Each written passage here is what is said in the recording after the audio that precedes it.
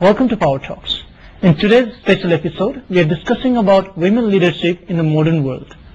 South Korea's first woman Prime Minister, Madam Han Myung-suk, has proclaimed the 21st century will be the century of women in power.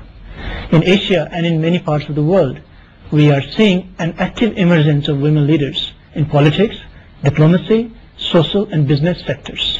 Honorable Minister, during the 10-year-long revolution, you lived the life of a mother of a school-going daughter, the wife of the leading rebel thinker, and a forefront revolutionary yourself, and that to a woman.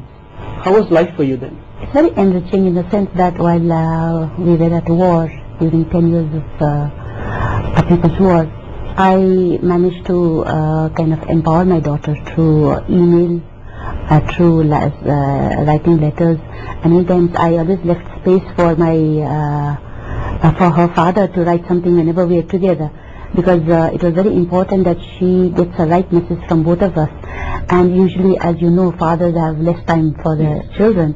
I made it a point that some space is always left for him to write back to the daughter, who is always not with us, many times not with us. And then being a wife of a senior leader, and myself being a politician also, many times the spillover effect of two-line struggle between the top leaders also gets spilled over to me, So from that point of view also it was very interesting, how it affects sometimes positively and sometimes negatively, and how you deal with it.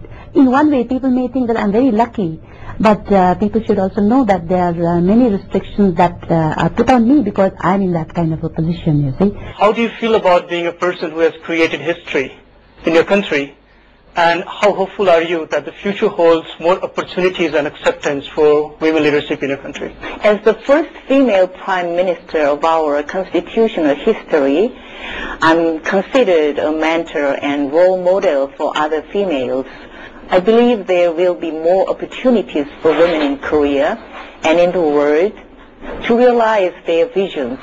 It won't be long before everyone, regardless of their gender, will be able to realize their dreams. Many futurists say that the 21st century will be the century of women and that female values will save humanity. My interpretation of these phrases is that female values, including life, peace, consideration and tolerance, will correct the direction of our planet, which is veering off course. So it's my hope that such female leadership will be expanded in centuries all over the world. Recently, in mid-February, the Secretary of U.S. Department of State, Hillary Clinton, visited Seoul and actually went to your alumni college, Ewha Women's University, and talked about women leadership.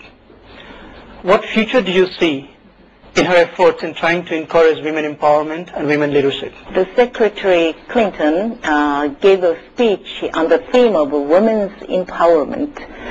And in her speech, she emphasized that democracy and economic development will never truly be achieved without the participation of women.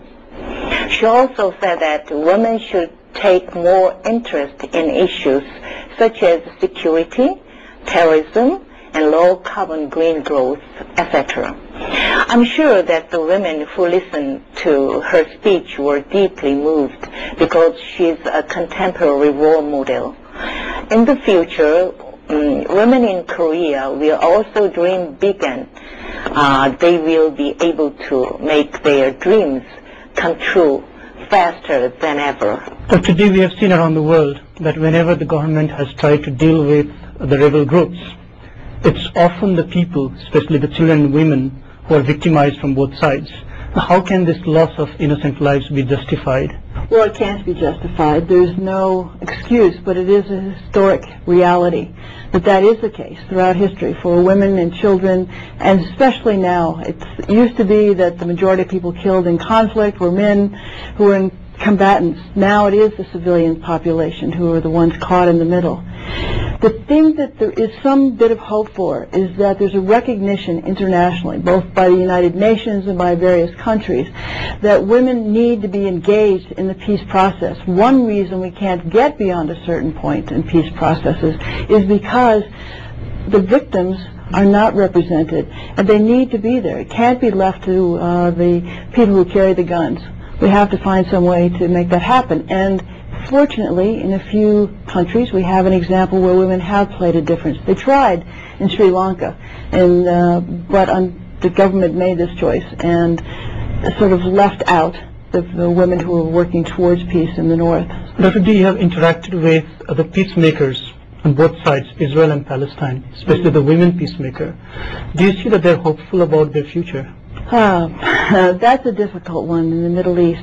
The women themselves that we've actually documented their stories, the role that they're playing or have tried to play, both for the Palestinians and the Israelis. At various times they are hopeful. I must say at the moment they're extremely frustrated. They seem, again, as the other example, totally left out of the picture. And certainly in terms of Israel, the peacemakers, they're working on both sides. They still, across all the barriers that are created, they still go through all the checkpoints.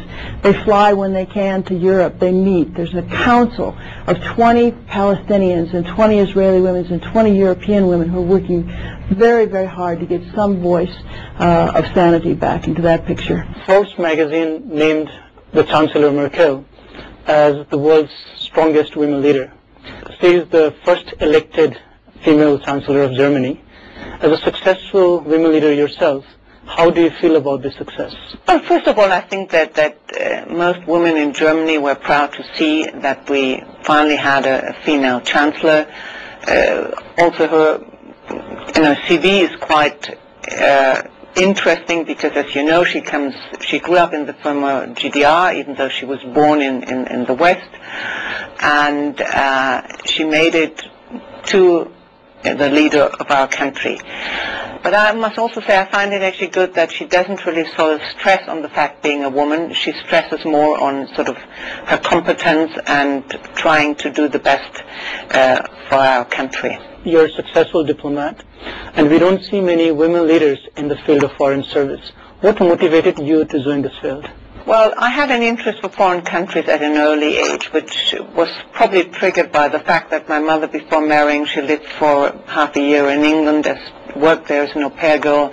The same, my half-sister, who's 10 years older. So by the time I was 10, I always said one day I want to be able to speak English, French, and Spanish, and do something where I can live abroad and see a country, not just as a tourist, but maybe also help to overcome some prejudices which might exist between people of different countries. Your Excellency, you have traveled in Nepal extensively, and recently you traveled to Upper Mustang as well. How has your traveling experience been in Nepal, and how do you see the status of women in different parts of Nepal? Well, first of all, I have to it's true, I have traveled in this country. I actually had even been once here as a tourist over 20 years ago. And I think nearly everyone knows that I love the mountains, that I love trekking. So I've been to the Annapurna base camp, and as you mentioned recently, to Upper Mustang. To Upper Mustang, I actually went with a travel agency who does already women empowerment. Our porters were women who were told not to have too much luggage. We try to restrict ourselves. But they also want to give women a possibility to work, to earn their own living. So I think that, particularly in the field of tourism, there is also big chances for women. And how do you see the status of women in Nepal? The status of women in Nepal, I think it is still an uphill struggle for them. You know, you have some powerful women, but of course it's well known that if you look at figures in education, there are still more, you know, men who have not only gone to school, who are literate, who've gone to university. But I think things are slowly changing, and there are positive signs. After the Constitutional Assembly was formed last year, we see that there are 33% women members. Could this be a sign that Nepal holds great prospect for women leadership or empowerment in the future? Well, I think it's the first step, but one has to see it's only a first step, because, you know, you're also aware of the fact that there are members of the Constituent Assembly with different educational backgrounds. So I would like to see that we have programs there that the women are really empowered to also play an active role in the Constituent Assembly. And when you saw the first government formed, that already the four most important posts in the country of your country were taken up again by men. There were relatively few female ministers. So it's a first step, but there's still a long way to go. Last year I met a CA member from MJF whose husband was kidnapped from their house and is still missing. Recently I also came to know a CA member from the UML, a young widow whose husband was brutally killed during the Civil War. Until now, they have not been able to voice forth their opinion or ask about their lost husband in the CA Assembly. They have not been able to raise this severe issue of family loss, which is very important to them and to millions of families who have suffered from this issue. Despite the fact that CA Assembly has given 33% space to women, we don't feel that they are being used just for the sake of tokenization and decoration, and they are also used to vote for the interest of political leaders. They are not being able to raise this issue is because the government, the present government and the past government led by GP Koirala, they were not serious and honest about about implementing the comprehensive peace agreement, which place that they would form that Truth and Reconciliation Commission to go into human rights violation cases, to get into the commission, to investigate the case of disappeared ones from both sides. So they haven't done anything. Now all that they're doing is putting the blame on the other side, whereas they are solely responsible for not implementing what they promised they will do. Nepal has achieved 33% seats in the Constituent Assembly for women. India has its first women speaker. These are success stories. But in South Asia, girl child education is still a challenge. How difficult is it to cross the cultural barriers of not sending the girls to school? I mean, I think it's obviously quite difficult because this is an issue that has been discussed over some years now. And the reason it's discussed is because we know that educated girls who stay in education longer are more likely to have a constructive, productive impact in their communities and their societies. We know that, for example, here in Nepal, almost a fifth of girls aged between 15 and 19 have been pregnant or are pregnant. The risks associated with pregnancy are much higher for those younger girls. So addressing the issue of girls' education is really very, very important and very significant. And I think that not just UNFPA, but actually a number of UN agencies are all working together to see what we can do in that regard. But I think there's a broader question. Girls' education and girls in school is part of the picture, but there's a much deeper discrimination against women. I think it's fantastic that you have achieved 33% representation in the Constituent Assembly. I hope that you'll have equivalent amounts, if not higher, in other mechanisms and structures in Nepal. And I say that not because it's about numbers, but the quality of decision making, empowering women, enables all of us to do so much better in the development tasks that we have ahead. There's also a deep concern that I have about the scope of violence against women, and this is also part of this discrimination against women. There's discrimination against girls in terms of education. We know there's discrimination in terms of women's roles in decision making and in power. And we know that women are the victims of violence against them. And it's very difficult to find accurate data to substantiate that point, but we carried out a survey in 2 districts and the levels were really, really high. Nearly 3/4 of the women had faced some violence against them. Now, that from any person's perspective can't be right. Which districts were there, the 2 districts? There were 2 districts. In one district it was Suket and it was in Dang, and it was in 2008. And that's not necessarily saying that all districts are the same, and I don't want to give that impression, but I do feel, and I think this is shared by others in government as well, that we do have very high levels of violence against women in a post-conflict situation, but also I think it's something to do with this discrimination and the practices that we have here in Nepal. Very difficult issue to address. Can't be done by somebody like me coming from outside and talking about it. It has to be generated from within Nepali society, and it's great to see lots of women's NGOs or advocacy groups speaking out about this issue. It's great to see the Ministry of Peace and Reconstruction developing a plan for implementing work that will stop the violence against women. But it's going to take a lot of time, it's going to take a lot of patience, and it's going to take a lot of commitment from men. And I think these are things that it's difficult to talk about, it's difficult to accept, but we're here as the UN to try and help understand, plan how to respond, and make people aware of some of these difficult challenges that we face. So I think if we get girls' education right, if we get women's representation right, if we start treating all women with dignity and respect, then we're really going to have a bright future for Nepal. Ian, you touched on a very important subject earlier. For society to develop, women's freedom and dignity needs to be ensured. But in Nepal and in most part of the world, we see that women are rather subjected to violence, abuse and suppression. Why is it so difficult to raise the issue of gender-based violence? Number of reasons. I think one reason is women themselves don't feel that they can speak with confidence about what has happened to them because of the environment in which they're living. They're frightened, they might be hurting, it might not be easy to find a way of talking about that. Secondly, I think that we don't always have the services available to help. So the services provided by the state in terms of counselling, in terms of medical attention, so we need to make sure that those are there too. And thirdly, I think it really is an attitudinal issue. It's a change that is very complicated, deep-rooted, that will take a long time. Unfortunately, it's taking too long to actually address. And I think in that, it's about using the examples where success has been achieved. It's about engaging men as well as women in the process. This is not an issue for women alone.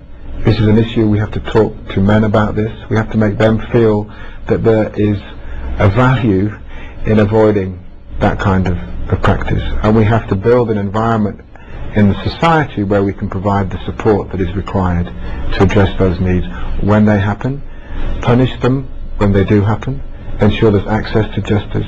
These are issues that are part and parcel of development but are not necessarily the easiest to do. I think there's no question that we have. Finland was the first nation in Europe that allowed their women to vote and even contest in elections. This was about a century ago in 1906. How did this vision originate, and is this the reason behind 42% of parliamentarians being women and 60% of the ministers are women in Finland? Indeed, Finland was the first country in Europe that gave a right for women to vote, and Finland was among the first ones in the world as well in that respect. And I think that Finland was in the world the first one to give the full rights for women, meaning to have a right to vote and to stand for election. Since 1906 a lot has happened, but still 1906 is remembered in our history as a milestone on which the Finnish women have built. Today women are very active partners in the society, in politics, and 85% of women, Finnish women, work outside the home. And all this has led certainly into these numbers which you mentioned, of which we are very proud of, that 60% of ministers in today's cabinet are women. My generation has grown equal with men, and it was interesting when the present government was established 2 years ago. Prime Minister Matti Vanhanen, he insisted that at least 50% of the portfolios should be given to women. Even in the foreign service, I see there are more women diplomats in contrast to other countries. Yes, and there are out of 1,700 members we have in our foreign ministry, over 1,000 are women, and increasingly there are women as well as heads of the missions and delegations and embassies. In the year 2000, Tarja Halonen was elected as the first woman president of Finland. She was re-elected in 2006. She seems to be very successful. How does the young generation in Finland view her leadership? I think that for younger generations, president's gender is not anymore an issue. There was in the earlier election than 2000, there was already a woman candidate for the president's post, but that time she was not elected. The time was not right, and indeed changes take their time. Interestingly, when President Halonen was elected as president, she told how soon afterwards she received quite a number of letters from girls who expressed their delight that now anything seems to be possible for them, even becoming president of Finland. But what is background is the education and the equal opportunities for education, whether you are a girl or a boy, and that has been in place already for a long time in Finland. And that is the reason why competent women can achieve anything, indeed, if they are ready to work hard. To what extent has the women leadership contributed to the good governance of your nation and kept it free from corruption? It's our experience that women's active role in politics and society contributes to good governance. And there seems to be as well correlation between low corruption level and women's participation in parliamentary work and in higher public offices. During your tenure, we saw a rise, a special focus on the Women Empowerment Program. What is the unique approach you take in promoting women leadership? I think I've been very, very pleased as I came back to Nepal after almost 30 years to see the very dramatic change in women's status, particularly here in Kathmandu. I understand it's less dramatic in areas outside the valley, but the young women who are engaged in education opportunities that they didn't have 30 years ago is quite encouraging. You see numerous women entrepreneurs and very successful ones. The magazines, the role of women in government has greatly expanded. So all of those were very heartening for me when I came back, and I think the real changes are going to come from those role models, those women exercising leadership. I've been pleased that I have a number of women diplomatic colleagues, and we have formed a small group that meets occasionally to look at how we might support particularly anti-trafficking and women's activities. Certainly, I think for almost all of the donors, this is an area where we have all been trying to work to make sure that particularly education opportunities are available to girls, and I think we're seeing more and more of the results of that activity. Nepal is the only country in South Asia where we haven't had a female prime minister. Are you aiming at becoming the first one? No, when I never thought about becoming prime minister, because my father was 18 years almost always in power and always as a prime minister. I have seen also what prime ministership is. I have also seen what hard life is. I have seen everything. So to be a prime minister is, of course, not only my ambition.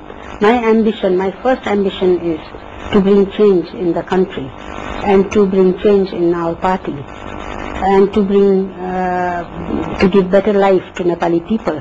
So for that I am doing politics, and I will continue. Whether I become prime minister or I don't become prime minister, I will continue my politics. In most countries, women leadership is still disregarded. You have also taught at the Seoul Women University.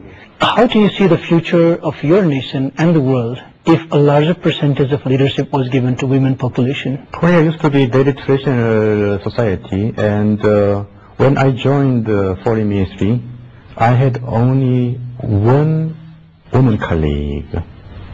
among out of about 2,000 officers in the foreign ministry.